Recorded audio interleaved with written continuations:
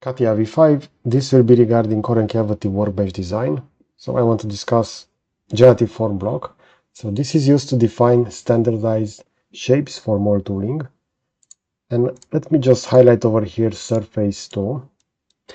And we're going to see that this feature will use an axis system, a profile, and also shape. So in this case, I can define over here the axis system, which will be this one, axis system 1. The shape, I'm going to select surface 2, which will be the following, and the profile will be this one. Now, if I'm just going to hit apply, we're going to have that block over here added. We can also have this chamfered. As you can see in this case, we can define the length, we can define the angle. We can also create over here a pocket in this case. So we can also use it either to pocket or to pad. So in this case, since I only have that surface, I will need to have this defined as a pad over here.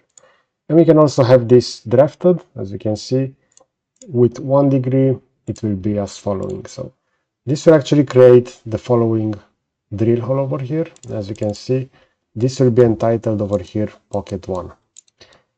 Now, if I will go over here within a section, we're going to see that in this case, I will also need to create a product. So I'm just going to rapidly create over here an assembly. Within that assembly, I'm going to drag and drop the following, which is this one. So I'm going to drag and drop part 2. I'm going to maximize this. And now I can go back to the workbench and I can use the sectioning over here. So I'm going to use the dynamic one in this case, and I want to have it over here. And as you can see, in this case, the sectioning will look as following. So if I'm going to move around, we're going to see that we do have that shape defined over here. And we see the initial surface, which is over here defined. And we're going to have that pad on top of that. Now, if I will hide this surface, which will be surface 2, we're going to see that underneath the generative block will look as following. So this will actually copy that shape. As you can see, it will standardize it like this within a shape. We can also use this on a different alignment. So in this case, we have over here surface 1, which is actually the same but rotated. And I also have this following axis system over here. So I can use generative block. I can select a different axis system. For the shape, this will be surface 1 in this case. And the profile, if I'm going to select this one and I'm going to hit apply, we're going to see that it will be defined like this. So we have that profile, and we're going to see that this will follow the direction of the axis system, which in this case, we see the orientation is defined over here.